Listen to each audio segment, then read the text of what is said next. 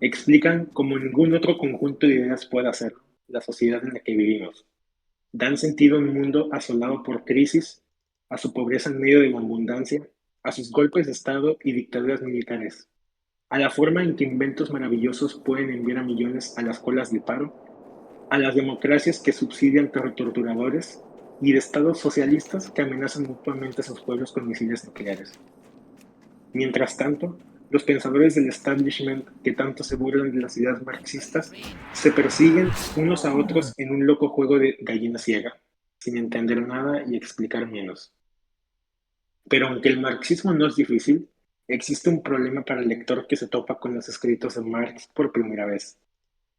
Marx escribió hace más de un siglo. Utilizó un lenguaje de la época, completo con referencias a individuos y acontecimientos que entonces eran familiares para prácticamente todo el mundo y que ahora solo conocen los historiadores especializados. ¿Podría bajarle? Gracias. Recuerdo mi propio desconcierto cuando, todavía en la escuela, intenté leer su folleto El 18 de Brumario de Luis Bonaparte. No sabía ni qué era Brumario ni quién era Luis Bonaparte. ¿Cuántos socialistas han abandonado los intentos de enfrentarse al marxismo después de tales experiencias? Esta es la justificación de este breve libro. Busca proporcionar como una serie de artículos en Socialist Worker. No, perdón, me equivoqué. Busca proporcionar una introducción a las ideas marxistas, lo que facilitará a los socialistas seguir lo que Marx decía y comprender el desarrollo del marxismo desde entonces en manos de Federico Engels, Rosa Luxemburgo, Vladimir Lenin, León Trotsky y toda una serie de pensadores menores. No menos importantes, podemos mencionar asimismo a Stalin, a Mao Zedong, a Kim Il-sung y a Deng Xiaoping. El propio Trotsky fue importante para el marxismo solo en la medida en que proporcionó un ejemplo de lo que no se debía hacer. Gran parte de este folleto apareció por primera vez como una serie de artículos en la revista Socialist Worker bajo el título El marxismo hecho fácil. Pero he añadido material nuevo sustancial.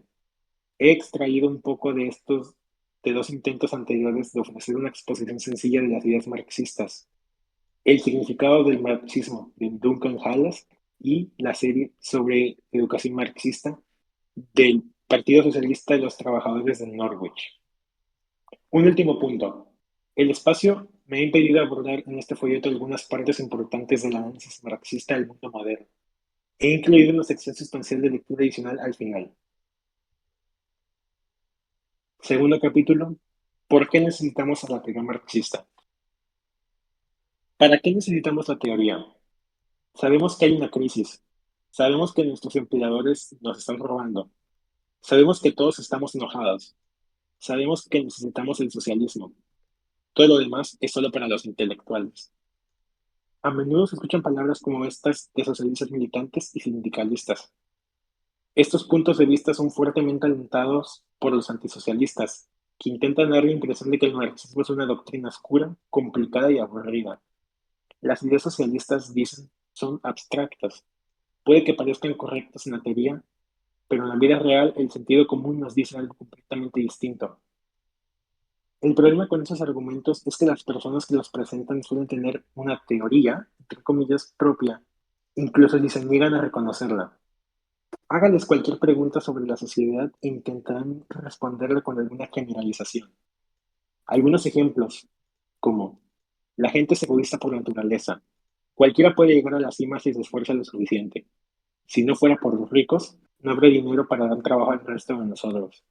Si pudiéramos educar a los trabajadores, la sociedad cambiaría. El deterioro de la moral ha llevado al país a su estado actual.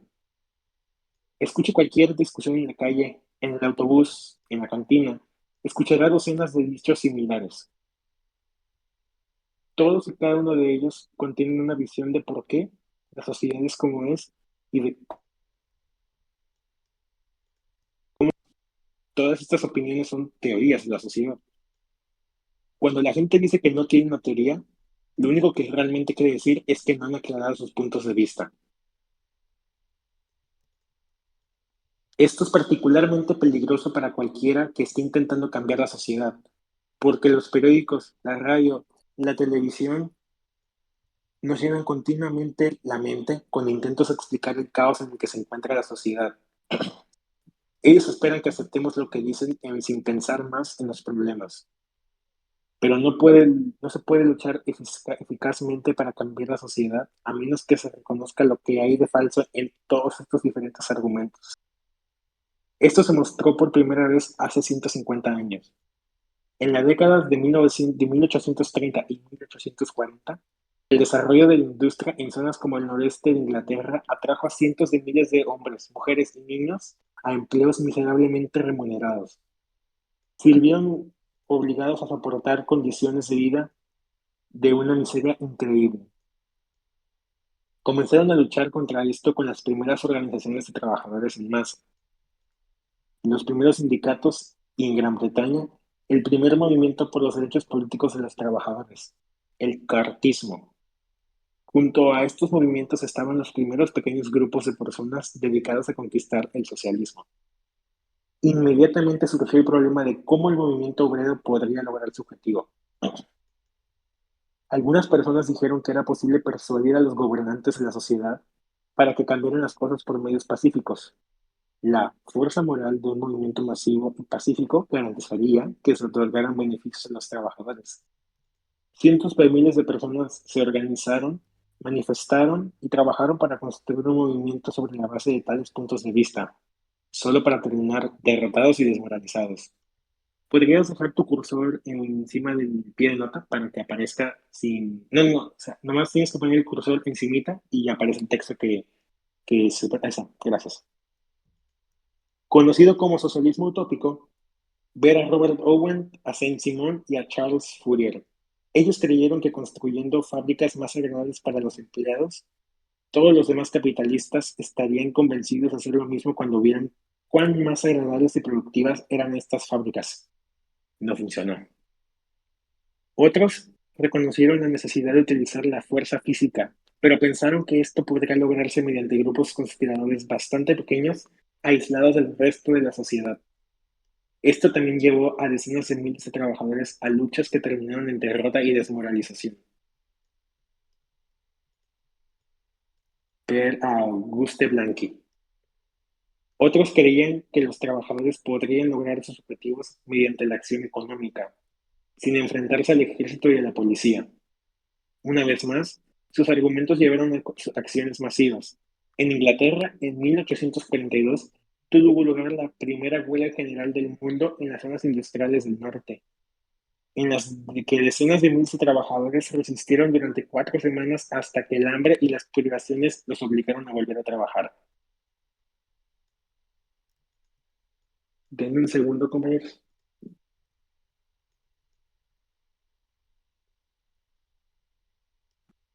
Listo.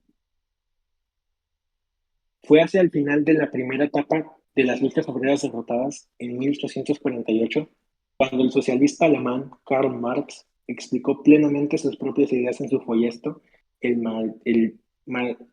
Manifiesto Comunista. Sus ideas no surgieron de la nada.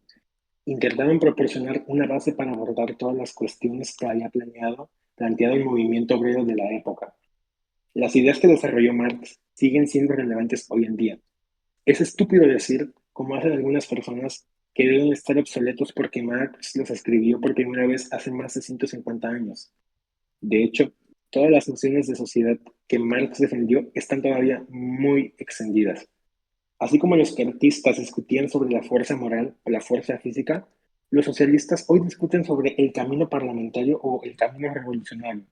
Entre los revolucionarios, el argumento a favor y en contra del terrorismo está tan vivo como lo estaba en 1848. Los idealistas. Marx no fue la primera persona que intentó describir lo que estaba mal en la sociedad. En el momento en que escribía, los nuevos inventos en las fábricas generaban riqueza en una escala inimaginable para las generaciones anteriores. Por primera vez, por primera vez, parecía que la humanidad tenía los medios para defenderse de las calamidades naturales que habían azotado épocas anteriores. Sin embargo, esto no significó ninguna mejora en la vida de la mayoría de la gente, todo lo contrario. Los hombres, mujeres y niños que manejaban las nuevas fábricas llevaban vidas mucho peores que las de sus abuelos que habían trabajado la tierra. Sus salarios apenas los mantenían por encima del límite del pan. Episodios periódicos de desempleo masivo los colocaron muy por debajo de ese nivel. Fueron hacinados en barrios miserables, sin saneamiento adecuado, sometidos a epidemias monstruosas.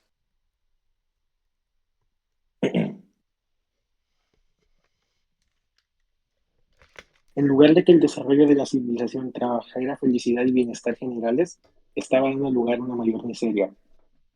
Esto lo notaron no solo Marx, sino también algunos de los otros grandes pensadores de la época, hombres como los poetas ingleses Blake y Shelley, los franceses Fourier y Proudhon, los filósofos alemanes Hegel y Feuerbach. Hegel y Feuerbach llamaron alienación al estado infeliz en el que se encontraba la humanidad, un término que todavía se escucha a menudo. Por alienación, Hegel y Feuerbach querían decir que hombres y mujeres se encontraban continuamente dominados y oprimidos por lo que ellos mismos habían desarrollado en el pasado. Entonces, señaló Feuerbach, la gente había desarrollado la idea de Dios y luego se había inclinado ante ella, sintiéndose miserable porque no podían estar a la altura de algo que ellos mismos habían creado. Cuanto más avanzaba la sociedad, más miserable y alienada se volvía la gente. En sus primeros escritos, Marx tomó esta noción de alienación que aplicó a la vida de quienes crean la riqueza en la sociedad. El trabajador se vuelve más pobre cuanto más riqueza produce, más aumenta su producción en poder y alcance. Con el aumento del valor del mundo de las cosas, ocurre en proporción directa la devaluación del mundo de las personas. El objeto que produce el trabajo lo enfrenta como algo ajeno, como un poder independiente del productor. En la época de Marx, las explicaciones más populares de lo que andaba mal en la sociedad eran todavía de tipo religioso. Se decía que la miseria de la sociedad se debía a que las personas no hacían lo que Dios quería que hicieran. Si tan solo todos renunciáramos al pecado, todo saldría bien.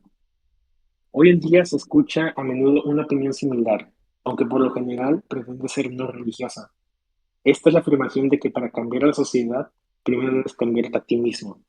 Si tan solo hombres y mujeres individuales se curaran del egoísmo o del materialismo, u ocasionalmente de los complejos, entonces la sociedad automáticamente mejoraría. Una visión similar hablaba no de cambiar a todos los individuos, sino a unos pocos clave, aquellos que ejercen el poder en la sociedad. La idea era intentar hacer que los ricos y poderosos entraran en razón. Uno de los primeros socialistas británicos, Robert Owen, comenzó intentando convencer a los industriales de que deberían ser más amables con sus trabajadores. La misma idea sigue siendo, la misma idea sigue siendo dominante hoy entre los líderes del Partido Laborista, incluida su ala izquierda. Obsérvese cómo siempre llaman errores a los crímenes de los empresarios, como si un poco de argumento pudiera persuadir a la sociedad que las grandes empresas a relajar su control sobre la sociedad. Marx se refirió a todas esas opiniones como de que la gente tuviera ideas, sino porque tales puntos de vista consideran que las ideas existen aisladas en las condiciones en las que vive la gente. Las ideas de las personas están íntimamente ligadas al tipo de vida que son capaces de vivir. Tomemos, por ejemplo, el egoísmo. La sociedad capitalista actual genera egoísmo, incluso en personas que continuamente intentan poner a las demás personas en primer lugar. Un trabajador que quiera hacer lo mejor que puede para sus hijos o dar a sus padres o algo además de su pensión, encuentra que la única manera es luchar continuamente contra otras personas, conseguir un mejor trabajo, más horas extra, ser el primero en el mercado, escuela para redundancia. En una sociedad así, no es posible deshacerse del egoísmo o la codicia, simplemente cambiando la mentalidad de los individuos. Es aún más ridículo hablar de cambiar la sociedad cambiando las ideas de personas de alto nivel. Supongamos que usted logró convencer a un gran empleador para que aceptara las ideas socialistas y luego dejara de explotar a los trabajadores. Simplemente perdería en la competencia con empleadores reales y sería expulsado del negocio. Incluso para quienes gobiernan la sociedad, lo que importaría no son las ideas, sino la estructura de la sociedad en la que se sostienen estas ideas. Les voy a ausentarme 5 minutos, pero ahorita regreso. ¿Alguien puede continuar la lectura hasta el final del capítulo y pueden empezar la discusión de las preguntas que tengan?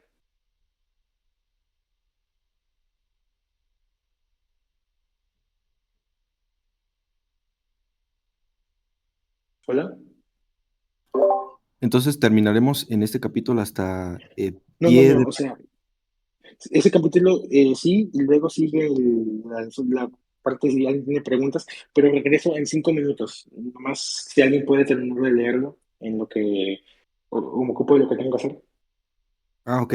Am, ¿Hay algún voluntario?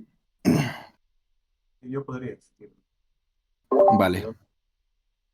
Puedes empezar desde aquí, la parte sombreada. la cuestión, ¿no?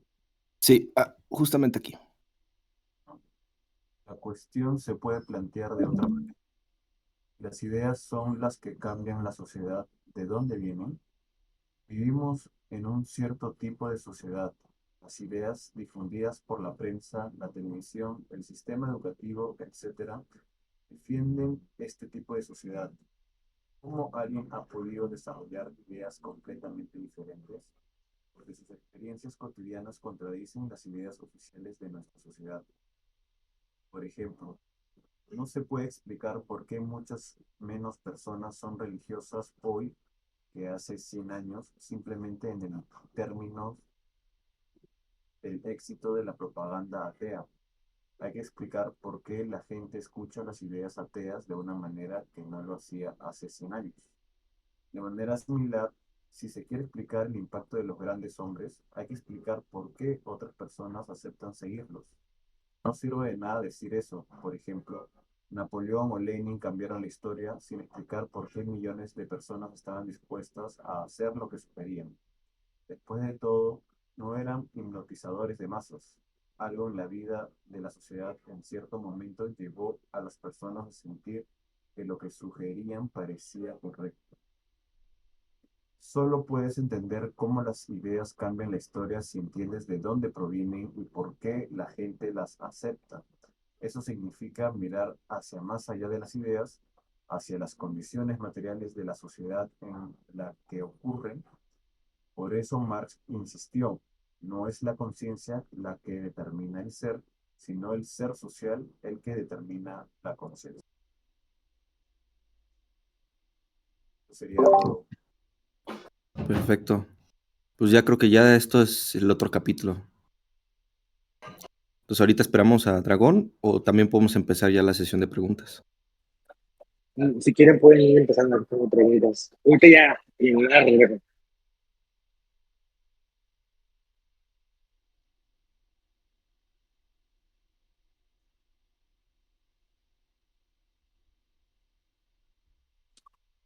¿Me escucharon? No muy ¿Hola? bien, pero ¿puedes Ah, repetir lo que dijiste hace es, rato? sí, que si quieren, pueden empezar la sesión de preguntas. Ahorita en nada ya regreso, pero pueden ir empezando si tenga alguna duda.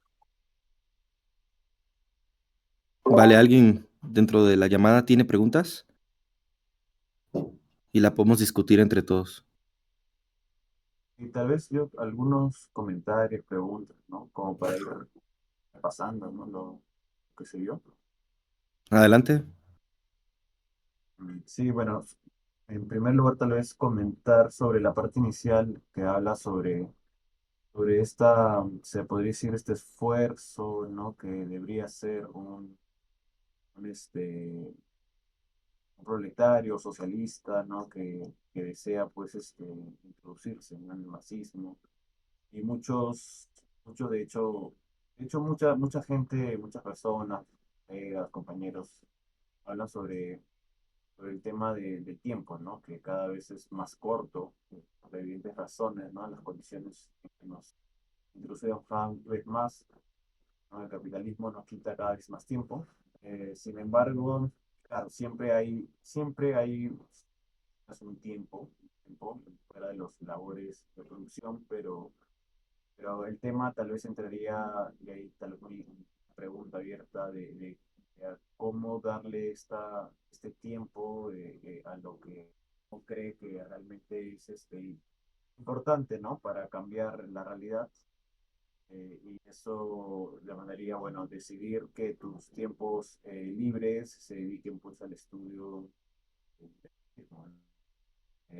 Eso por un lado, fuera de que el debate de que si es complejo o no, porque evidentemente hay una cierta complejidad en el sentido, como menciona el libro, del contexto, de entender los términos, etcétera, que siempre igual es un poco engorroso y por ello también es importantísimo el tema colectivo, ¿no? El no estudiarlo solo, sino siempre estar no solo con demás intelectuales o lectores, sino también con las personas mismas que la sufren, ¿no? Los trabajadores, los obreros.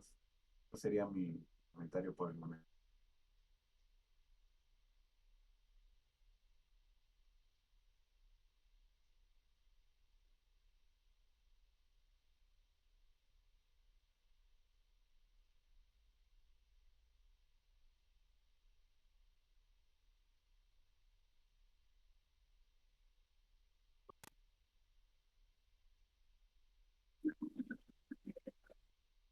Bueno,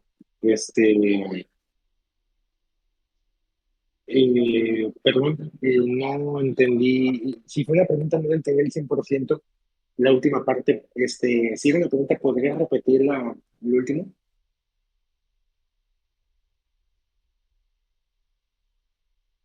camarada? ¿Se refiere a lo que mencioné? Sí, pregunto si lo que dijiste fue una pregunta, lo último no le alcancé a escuchar, que si podría repetirlo. Ah, ya. Sí, en realidad es como una reflexión y por ahí también una pregunta que era sobre todo el tema de los tiempos, ¿no? De los tiempos que un socialista debería darle al tema del estudio específicamente, ¿no?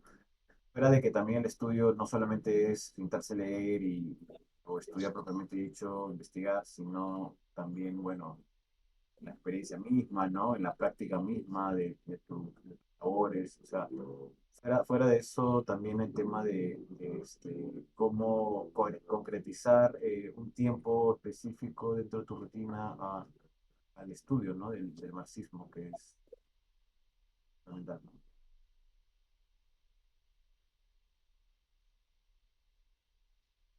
Ya, Ah, ya. sí, comparto la reflexión.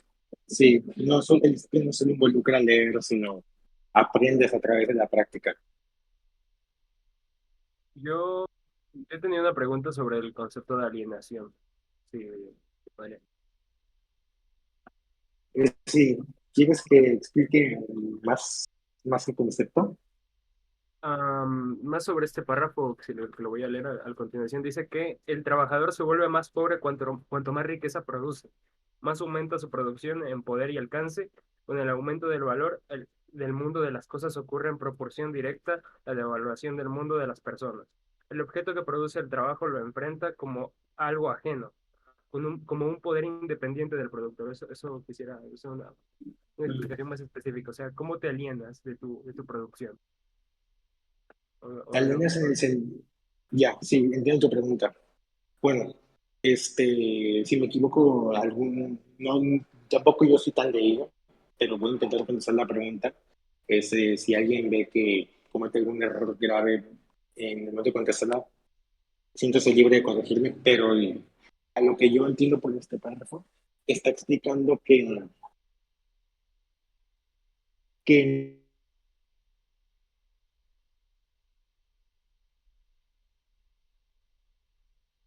Se te fue el audio, Dragón. Te lo vuelvo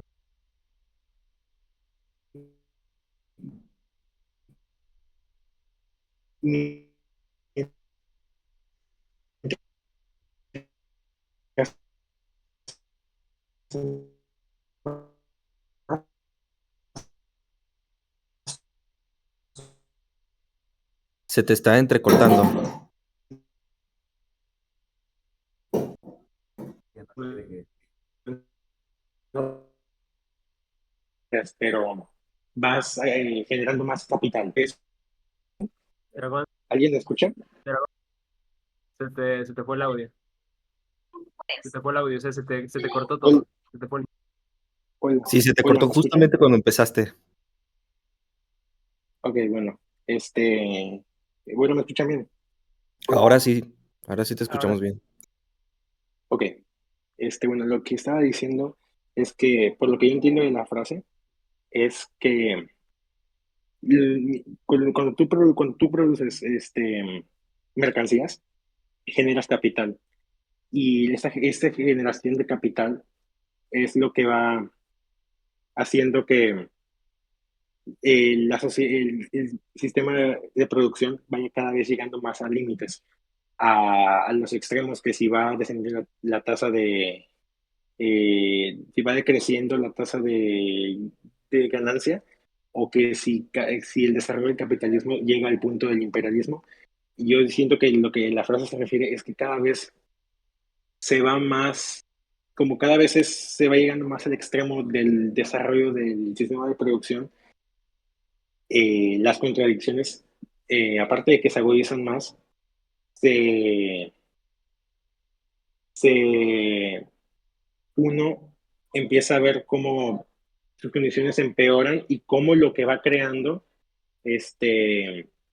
va haciendo que, cómo lo que él crea determina su vida, lo va alienando de, no sé, de las demás actividades sociales, porque todo su enfoque está dedicado a la generación de mercancías, tras mercancía, a la producción de plusvalor, y pues esto lo aliena. Toma más importancia el mundo de las cosas, de las mercancías, que el mundo de las personas en general. Y esto pues crea la alienación. Otra Eso forma de no sé si explicar esto alguien... es que cuando tú estás en el Sí, trabajo, tú ves que, por ejemplo, según economistas liberales, cada año, si no subes tu salario un 10-15%, te empobreces, mientras tu trabajo como tal tiene plusvalías cada año, pero tú no ves esas plusvalías como trabajador, las ve el empresario. Entonces, a menos que tu salario incremente 10 a 15%, vas a seguir empobreciéndote de diferentes formas.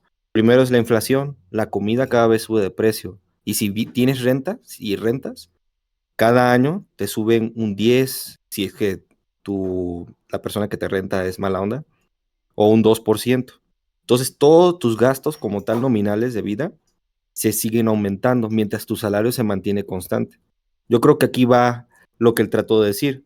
Como tal, el salario de una persona no es suficiente para poder contrarrestar después de unos años el poder que tiene el capitalismo alrededor de tus necesidades básicas. Entonces, por eso la afirmación aquí, que el trabajador se empobrece más cuando más riqueza produce, porque cada vez la riqueza se concentra cuando se debería haber repartido. ¿Cómo ves, Dragón? ¿Te late así o hay otra forma de explicarlo? no, sí. Esta, incluso lo explicaste un poco más sencillo que yo. Sí, muy buena explicación. ¿Cómo Sí, ves, Ayet? sí se escucha ¿Podemos bien. responder tu duda? Sí, gracias. Más o menos por ahí. ¿Alguien más tiene alguna duda?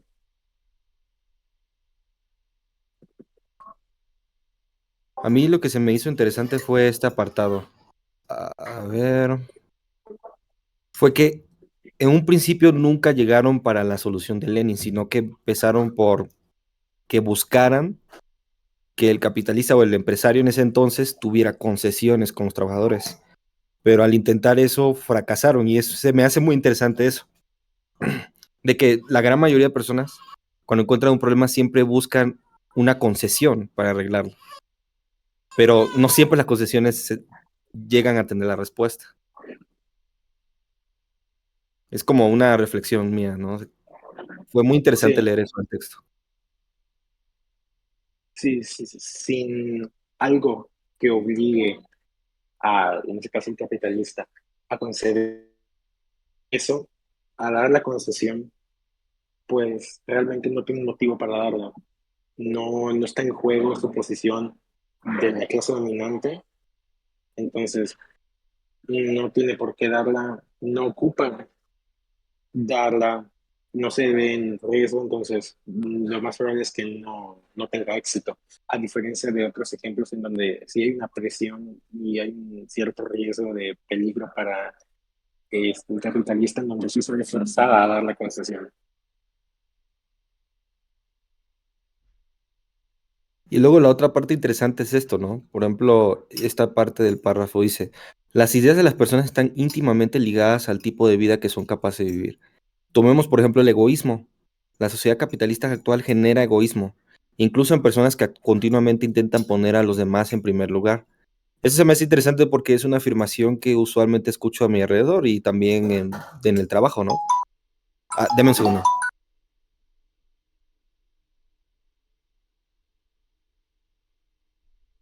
También es como que producto de la sociedad capitalista que este egoísmo, digamos, al surgir en el capitalismo se entienda como algo que, como algo que es naturaleza humana, cuando es propio de la época. O sea, es como que estas ideas que surgieron en esta época, en esta forma de organizar la sociedad, es como que se implantaron en la gente y se aceptan como si fuera su naturaleza, ¿me entiendes? Claro, se hace la naturalización del sistema como si fuera algo que siempre estuvo ahí, pero pues la realidad es que no llevamos más de 500 años con ese sistema, entonces las cosas no siempre fueron así.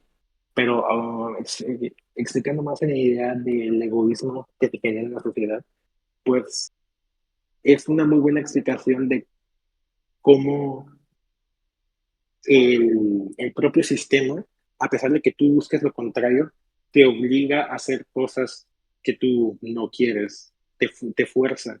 Estás forzado a participar en el sistema para sobrevivir y para sobrevivir en el sistema, o puedes llegar a hacer cosas que salen de tu brújula moral. Por eso la frase tan repetida de que ningún consumo en el sistema es ético, entre otros.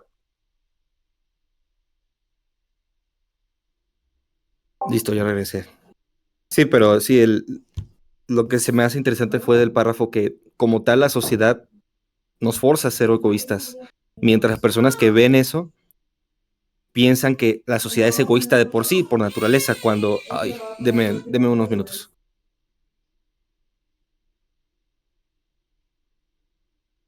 Sí. En lo que viene el camarada, ¿alguno más tiene una pregunta que podamos contestar?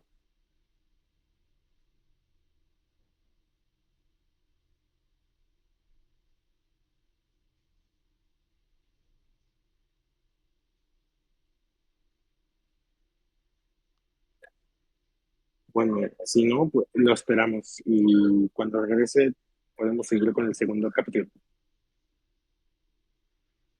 Ok, ya estoy aquí, solo que, a ver, quieren ya empezar con el segundo capítulo, ¿verdad?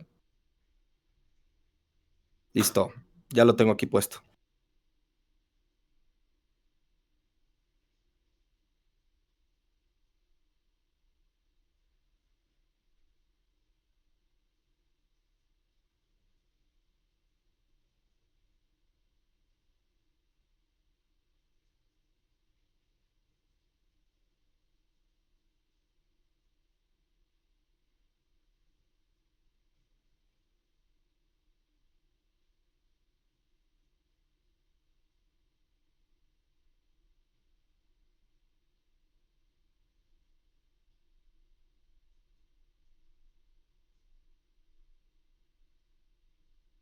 Dice Dragón si alguien le puede ayudar de lleno.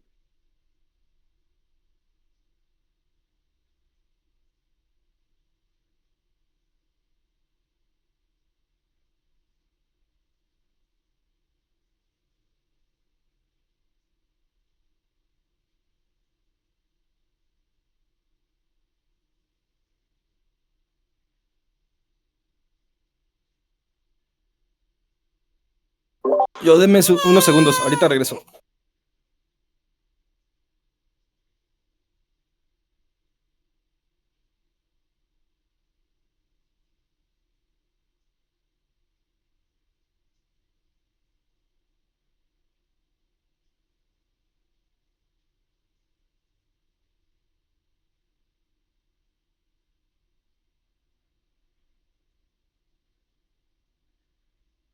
Ok, ya regresé. Puedo leer yo. Sí, ahorita en 5 minutos regreso, si puedes apoyarme en ese tiempo, por favor.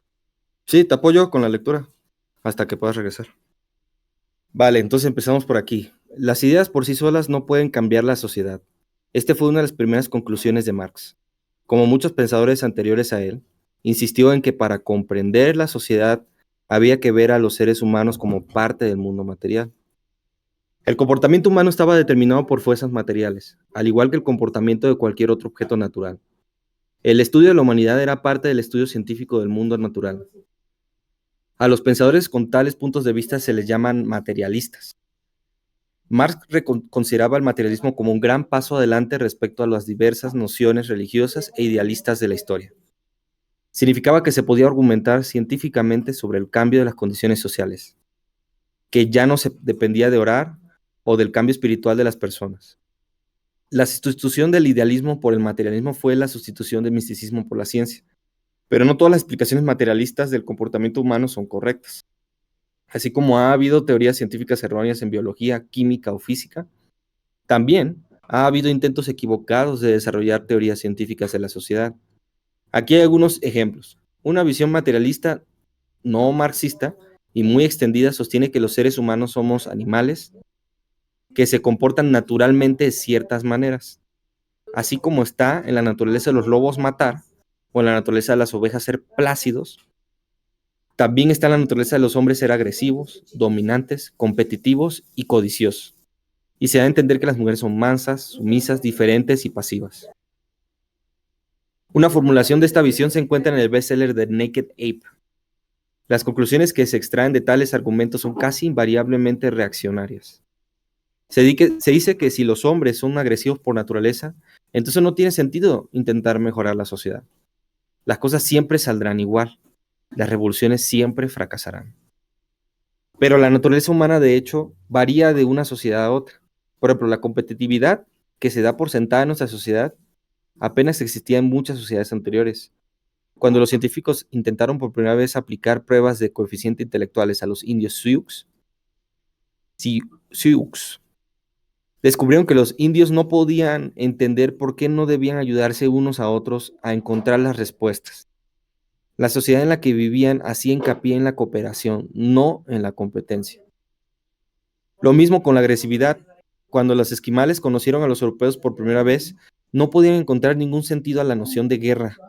La idea de que un grupo de personas intentara acabar con otro grupo de personas les parecía una locura. ¿Alguien me puede ayudar con la lectura? Es que tengo que regresar con mi niña.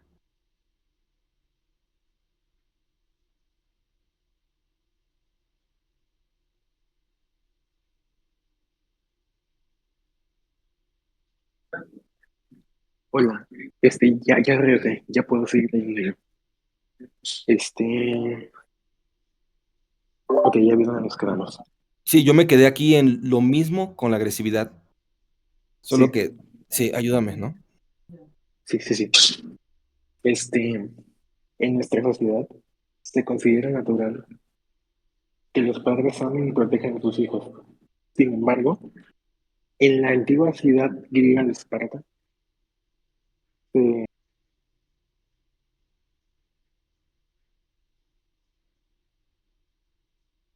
se consideraba natural que los padres amen y protejan a sus hijos. Sin embargo, se consideraba natural que dejaran a los niños en las montañas para ver si podían sobrevivir al frío. Las teorías de la naturaleza humana inmutable no proporcionan ninguna explicación para los grandes acontecimientos de la historia. Las pirámides de Egipto, los esplendores de la antigua Grecia, los imperios de Roma o los incas, la moderna ciudad industrial, son puestas al mismo nivel que los campesinos analfabetos que vivían en las casas de barro de la Edad Oscura.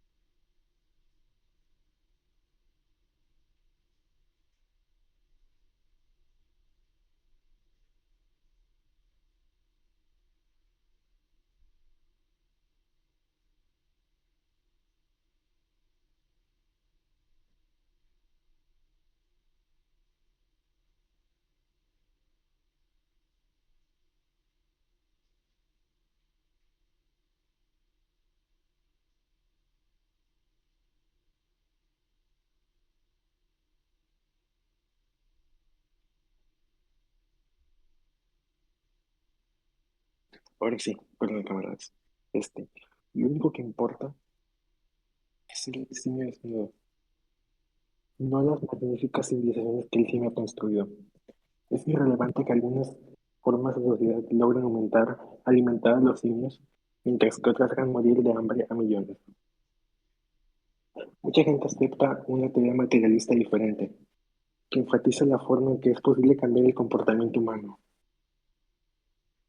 Así como se puede entrenar a los animales para que se comporten de manera diferente en un circo que en una jungla, los partidarios de esta opinión también pueden cambiar el comportamiento, de esa opinión también pueden cambiar el comportamiento humano. Se dice que si solo las personas adecuadas obtuvieran el control de la sociedad, entonces la naturaleza humana podría transformarse. Esta visión es sin duda un gran paso adelante respecto del simio desnudo, pero como explicación de cómo se puede cambiar la sociedad en su conjunto, fracasa. Si todo el mundo está completamente condicionado en la sociedad actual, ¿cómo puede alguien elevarse por encima de la sociedad y ver cómo cambiar los mecanismos de condicionamiento? ¿Existe alguna minoría considerada, o una minoría ordenada por Dios que sea mágicamente inmune a las personas que dominan a todos los demás? Si todos somos animales del, del circo, ¿quién puede ser el domador de leones? ¿Puedes bajar, camarada? Este, ¿quién, quienes sostienen esa teoría terminan diciendo que la sociedad no puede cambiar como los simios desnudos o creen que el cambio es producido por algo externo a la sociedad? ¿Dios o un gran hombre? ¿O el poder de las ideas individuales? Su materialismo deja entrar una nueva versión del idealismo por la puerta trasera. Como señaló Marx, esta doctrina termina necesariamente por dividir la sociedad en dos partes, una de las cuales es la propiedad de la sociedad. Esta visión materialista es a menudo reaccionaria. Uno de los defensores más conocidos de esta opinión hoy en día es un psicólogo estadounidense de derecha llamado Skinner. Quiere condicionar a la gente a comportarse de determinada manera, pero como él mismo es un producto de la sociedad capitalista estadounidense, su condicionamiento significa simplemente tratar de hacer que la gente se ajuste a esa sociedad. Otra visión materialista culpa de todo la miseria del mundo a la presión demográfica. Esto suele denominarse malthusiano en honor a Malthus, el economista inglés de finales del siglo XVIII que lo desarrolló por primera vez. Pero no puede explicar por qué Estados Unidos, por ejemplo, quema maíz mientras la gente en la India muere de hambre. Tampoco puede explicar por qué 150 millones de años no se produce suficiente comida en Estados Unidos para alimentar a 10 millones de personas, mientras que hoy se produce suficiente para alimentar a 200 millones.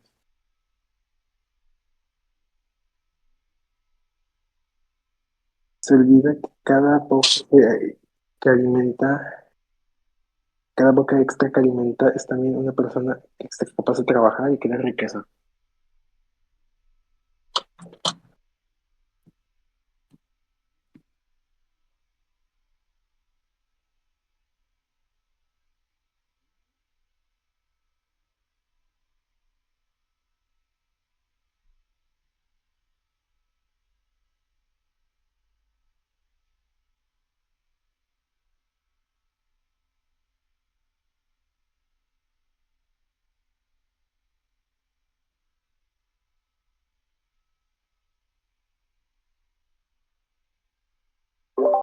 Ok, nuestro camarada Dragón pide apoyo con la lectura. No sé si alguien tenga disponibilidad para leer. Sería, ya falta poco, sería hasta terminar la interpretación materialista de la historia. O quizás un poquito más, a ver cuál sería el término de este capítulo. Sí, Mm, no lo usamos también. Sí, también lo usamos. Ahora, Bueno, que nos pueden perdón, ayudar con esto. ya pude encontrar un buen lugar para seguir leyendo. Ah, ok, Ya puedo seguir. perfecto. Ok, vuelvo a repetir donde me quedé. Se olvida que cada boca extra que alimentar es también una persona extra capaz de trabajar y crear riqueza. Marx llamó a todas estas explicaciones erróneas formas de materialismo mecánico o crudo. Todos olvidan que, además de ser parte del mundo material, los seres humanos también somos seres actuantes, criaturas vivientes cuyas acciones lo modifican. Con esto, Marx intenta poner en jaque a la postura de algunos materialistas vulgares que tienden más a irse por el determinismo tanto biológico como a nivel fundamental, de que todas las acciones están condicionadas. Marx y Engels más posteriormente en libros como Anti-Düring o Dialéctica de la Naturaleza desarrollan en contra de esta noción y cómo el ser humano, a pesar de que es parte del mundo material, es capaz de cambiar las condiciones conscientemente del mundo en el que vive a través de, y a esta noción le llama práctica revolucionaria. Ahora, la interpretación materialista de la historia. Los hombres se pueden distinguir de los animales por la conciencia, por la religión o por cualquier otra cosa que quieras. Ellos mismos empiezan a distinguirse de los animales tan pronto como empiezan a producir sus medios de subsistencia, alimento, vivienda y vestido. Con esas palabras, Marx destacó por primera vez lo que había de distintivo en su explicación de cómo se desarrolló la sociedad.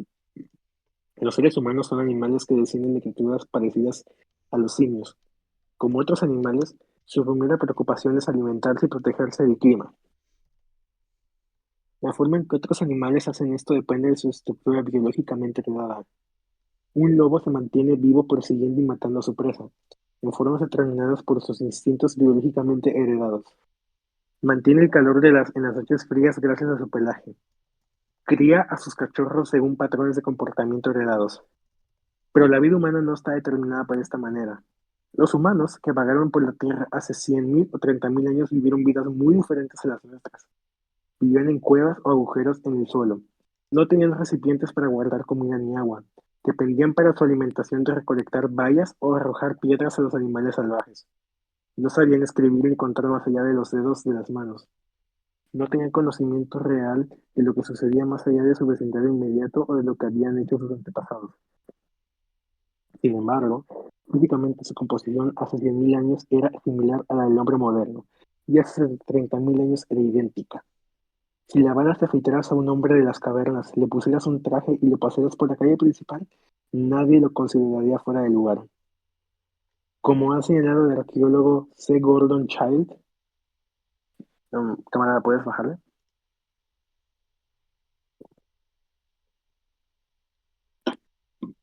Los primeros esqueletos de nuestra propia especie pertenecen a las fases finales de la última edad del hielo. Desde el momento en que los esqueletos del horno del Homo sapiens aparecen por primera vez en el registro geológico, la evolución corporal del hombre prácticamente se ha paralizado, aunque su progreso cultural apenas comenzaba. Lo mismo señala otro arqueólogo, Leakey. Las diferencias físicas entre los hombres de las culturas aurignaciense y magdaleniense hace 25.000 años, por un lado, y los hombres actuales por el otro, son insignificantes, mientras que la diferencia cultural es inconmensurable. Por cultura, el arqueólogo entiende las cosas que hombres y mujeres aprenden y enseñan a unos como a otros.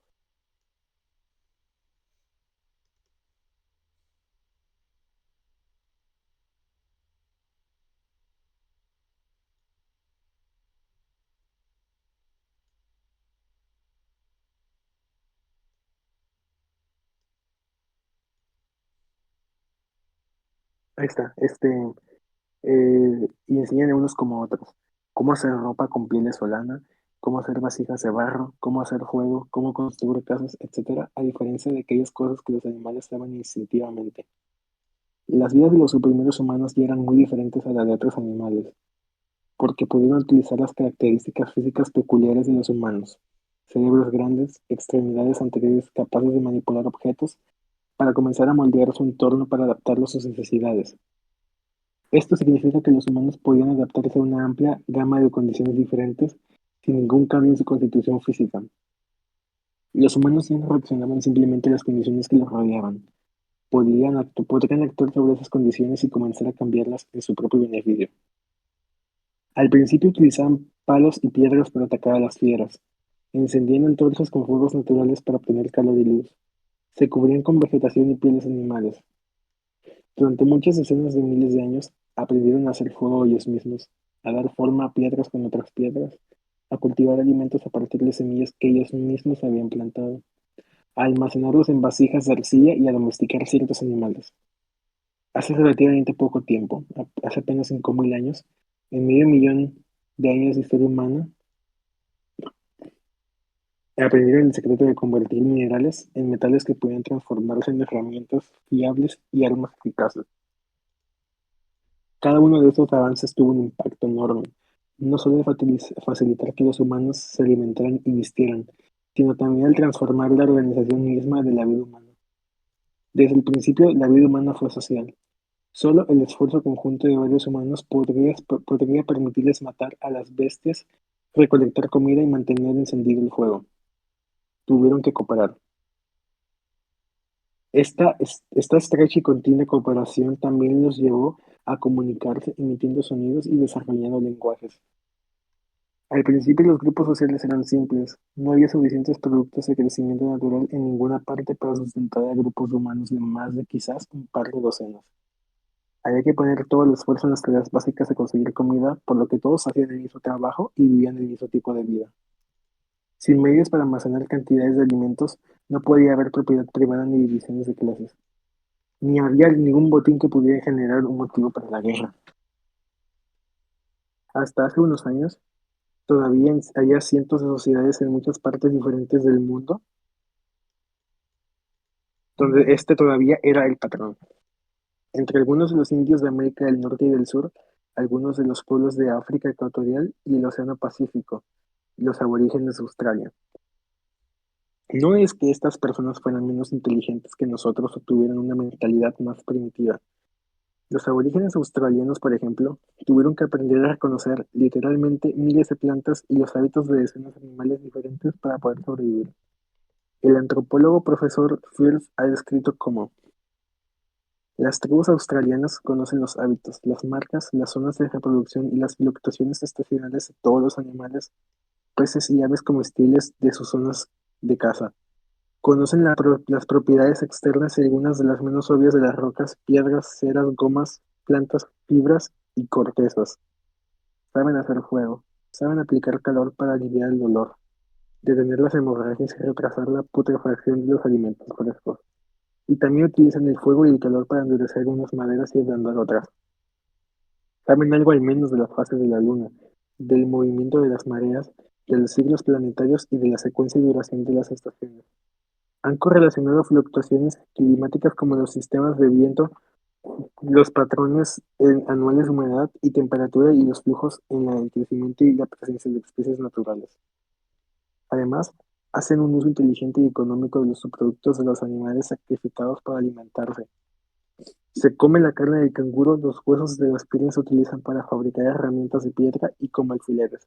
Los tendones se convierten en ataduras de lanzas, las garras se engarzan en collares como cera y fibra. La grasa se combina con ocre rojo como cosmético y la sangre se mezcla con carbón como pintura.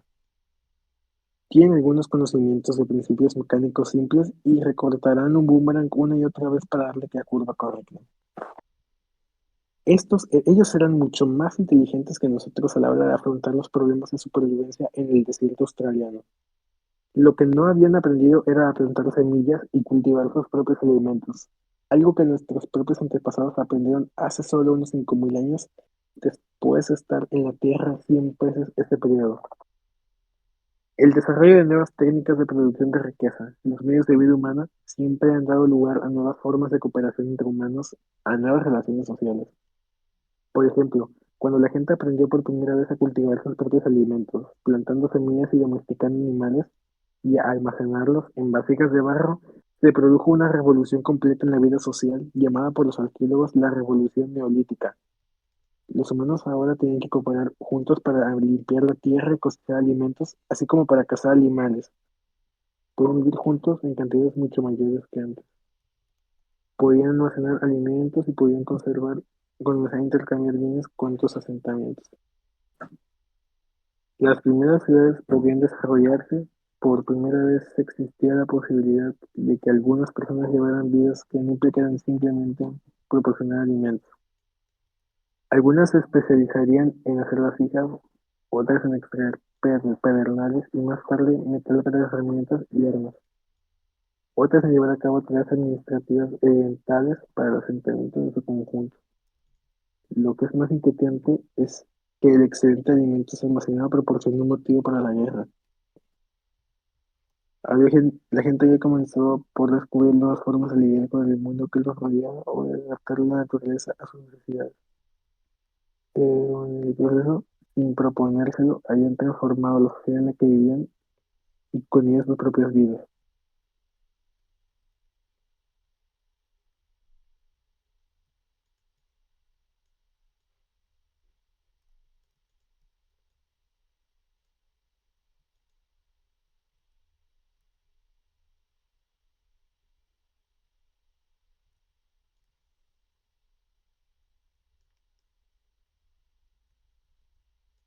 Este, Marx resumió este proceso. Un desarrollo de las fuerzas de producción cambió las relaciones de producción y a través de ellas la sociedad. Hay muchos ejemplos más recientes. Hace unos 300 años, la gran mayoría de la población de este país todavía vivía en la tierra, produciendo alimentos mediante técnicas que no habían cambiado durante siglos. Su horizonte mental estaba limitado por la aldea local y sus ideas muy influenciadas por la iglesia local. La gran mayoría no necesitaba leer ni escribir y nunca aprendió a hacerlo. Luego, hace 200 años, comenzó a desarrollarse la industria. Decenas de miles de personas se vieron atraídas hacia las fábricas. Sus vidas sufrieron una transformación completa. Ahora vivían en grandes ciudades, no en pequeñas aldeas, y necesitaban aprender habilidades que sus antepasados no habían enseñado, incluida eventualmente la capacidad de leer y escribir. Los ferrocarriles y los barcos de vapor permitieron viajar a través de la mitad de la Tierra. Las viejas ideas que los sacerdotes les inculcaron en la cabeza ya no encajaban en absoluto. La revolución material de la producción fue también una revolución en la forma en que vivían y las ideas que tenían. Cambios similares siguen afectando a un gran número de personas. Mira la forma en que la gente de las aldeas de Bangladesh o Turquía han sido atraídas a las fábricas de Inglaterra o Alemania en busca de trabajo. Observemos cómo muchos descubren que sus antiguas costumbres y actitudes religiosas ya no encajan. O miremos cómo en los últimos 50 años la gran mayoría de las mujeres se han acostumbrado a trabajar fuera del hogar y cómo esto las ha llevado a desafiar la vieja actitud de que eran prácticamente propiedad de sus maridos. Los cambios en la forma en que los humanos trabajan juntos para producir las cosas que los alimentan, visten y albergan, provocan cambios en la forma en que se organiza la sociedad y en la actitud de las personas que la integran. Este es el secreto del cambio social de la historia, que los pensadores anteriores a Marx y muchos posteriores, los idealistas y los materialistas mecánicos, no pudieron comprender. Los idealistas vieron que había un cambio, pero dijeron que debía surgir del cielo. Los materialistas mecánicos dijeron que los humanos estaban condicionados para el mundo material, pero no podían entender cómo las cosas podrían cambiar alguna vez. Lo que Marx vio fue que los humanos están condicionados por el mundo que los rodea, pero reaccionan contra el mundo, trabajando en él para hacerlo más habitable. Pero al hacerlo cambian las condiciones, este, pero al hacerlo cambian las condiciones en las que viven y por tanto también ellos mismos. La clave para comprender el cambio de la sociedad reside en comprender cómo los seres humanos afrontan el problema de crear alimento, vivienda y vestido. Ese fue el punto de partida de Marx. Pero eso no significa que los marxistas creen que las mejoras en la tecnología producen automáticamente una sociedad mejor, o incluso que los inventos conducen automáticamente cambios en la sociedad. Marx rechazó esta visión, a veces llamada determinismo tecnológico. Una y otra vez a lo largo de la historia, la gente había rechazado ideas para promover la producción de alimentos, vivienda o ropa porque chocan con las actitudes o las formas de sociedad que ya existen. Por ejemplo, bajo el Imperio Romano había muchas ideas sobre cómo producir más cultivos a partir de una determinada cantidad de tierra, pero la gente no las puso en práctica porque requerían más devoción al trabajo de lo que se podían obtener de los esclavos que trabajaban por miedo al latigo. Cuando los británicos gobernaban Irlanda en el siglo XVIII, intentaron detener el desarrollo de la industria allí porque chocaba con los intereses de los empresarios de Londres. Si alguien creyera crear un método para resolver el problema alimentario de la India sacrificando unas vacas sagradas y proporcionando a todos en Gran Bretaña filetes suculentos procesando carne de rata, sería ignorado debido a prejuicios establecidos. Los avances en la producción desafían viejos prejuicios y viejas formas de organizar la sociedad, pero no derriban automáticamente esos viejos prejuicios y formas sociales. Muchos seres humanos luchan para impedir el cambio, y aquellos que quieren utilizar nuevos métodos de producción tienen que luchar o cambiar. Si ganan quienes oponen el cambio, entonces las nuevas formas de producción no podrán entrar en funcionamiento y la producción se estancará o incluso retrocederá. En terminología marxista, a medida que las fuerzas de producción se desarrollan, chocan con las relaciones sociales preexistentes y las ideas que surgieron sobre la base de las fuerzas de producción.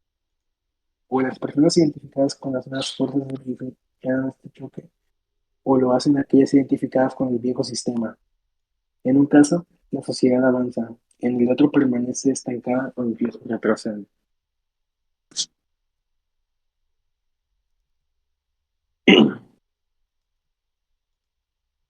Antes de ir, ¿alguien tiene alguna duda?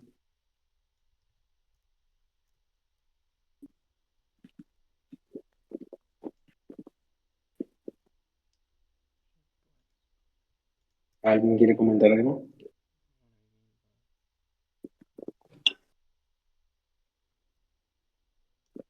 Mm, Yo tenía esto, Pues, por ejemplo, aquí adelante, dice adelante. que la clave para comprender el cambio de la sociedad reside en comprender cómo los seres humanos afrontan el problema de crear alimento, vivienda y vestido. Por ejemplo, aquí dice que ese fue el punto partida de Marx.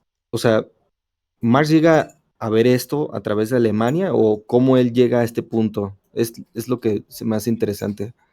Ah, y a lo que se refiere es que el punto de partida de él para descifrar pues, los principales motores del cambio fue ver a través de los diferentes periodos de la historia qué era lo que en cada caso determinaba este, el desarrollo de los nuevos sistemas. En este caso, pues, a través del análisis que él hace, logra ver cómo estos tres tópicos en particular son los que más influyen a la hora de, del cambio el desarrollo del sistema en ese momento, ya sea como, por ejemplo, en el esclavismo, el problema de desarrollar mejor métodos para el sustento de comida, este, cómo ese problema hizo que eventualmente cayera, ya que en muchos lugares que tenían todavía ese modo de producción, como se empleaba el uso de esclavos, como menciona el texto, pues para mejorar, dar abasto a aún más gente o más producción de comida, ocupaban que esos mismos esclavos tuvieran más voz en el trabajo, lo cual no era posible porque ellos trabajaban a base de miedo. Entonces, ese problema de la producción de insumos fue lo que determinó o lo que llevó a la caída de ese modo de producción al siguiente. Perfecto, gracias. ¿Alguien más tiene alguna duda?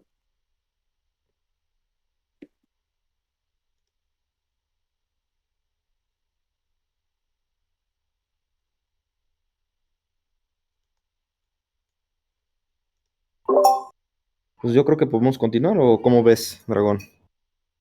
Este, sí. Eh, pero antes de continuar, viendo en promedio cuánto nos tardamos por capítulo o como ejemplo cuánto llevamos. Ahorita ya llevamos casi que una hora desde que iniciamos. y logramos avanzar, creo que 3 capítulos, entonces no quiero que tampoco se alargue la sesión. Entonces, ¿qué les parece si leemos de 4 en 4 capítulos en cada sesión que tengamos para acabar el panfleto, para que no sea tan agobiante o leer tanto de una misma sentada?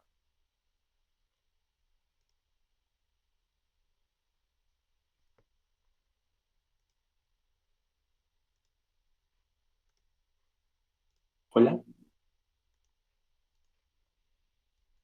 Por eso Pues ahorita, a sí, mí dale, Macauro. me parece buena idea dividirlo un poco. Sí, porque por mí fuera, podría quedarme aún leyendo más y más de los eh, capítulos que tiene, pero sí es bastante tardado y no quiero que nos pase como ya nos pasan algunas otras sesiones que nos terminamos extendiendo 3 horas. Va, entonces la dejamos por aquí. Ahorita voy a apuntar que la dejamos en la lucha de clases y podemos agendar la próxima sesión. ¿Qué les parece? Hay algo que me gustaría comentar eh, en relación al capítulo que estamos leyendo. Y es una recomendación um, de un libro que leí en cuarentena y que disfruté mucho, que es Cómo funciona el mundo de Paul Cockshott, que es un economista británico, um, en donde el primer capítulo, en realidad los 3 primeros capítulos están dedicados a hablar de la historia de la humanidad desde la prehistoria, desde el neolítico, um, con una perspectiva también materialista de clase. Y Cockshott incorpora varias ideas de antropólogos recientes eh, sobre cuestiones como cómo surgieron las clases en la sociedad, cómo surgieron las jerarquías, cómo surgió el poder político, el Estado. Es bien interesante, también incorpora algunas teorías de por qué se dio el traspaso de la caza y la recolección a la agricultura, cómo surgió el comercio, varias cosas, y todo desde una perspectiva marxista. Él es un economista marxista. Um, Así que también recomiendo mucho ese libro. Yo lo disfruté mucho porque a mí me Este, encanta la antropología y nada. Voy a ver si un, lo comen- encuentro online para postearlo en el server. un comentario es que este capítulo que sigue justo en el panfleto trata exactamente de eso.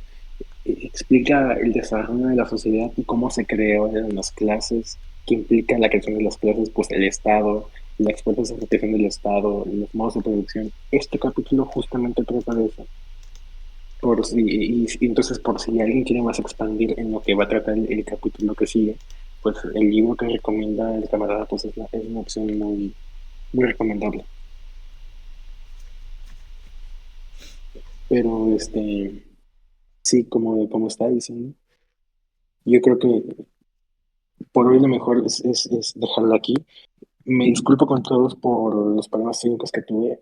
Hoy no estoy en donde suelo estar siempre, entonces tuve algunos problemas técnicos, pero la próxima sesión no tendrá ningún inconveniente. No pasa nada, Dragón. Así luego pasa.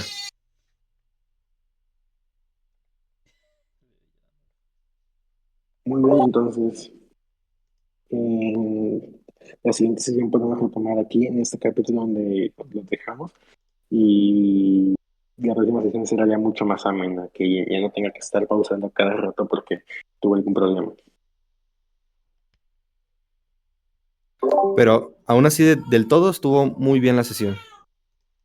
Muy, muy bien la sesión. Muchas gracias, camarada. Bueno, entonces, antes de acabar, ¿alguien tiene alguna duda final que pueda responder? O si no, pues planteamos una fecha para la próxima sesión. Va, ya luego me dirijo contigo, Dragón, para revisar cuándo podemos agendar la próxima sesión. Sí, ¿Qué te parece? sí, perfecto. Ya estás. Bueno, entonces vamos a dar por finalizar la sesión, a menos que alguien tenga alguna duda ya de los últimos capítulos. Si nadie más tiene dudas, pues ya, ese sería el fin de la sesión. Bien.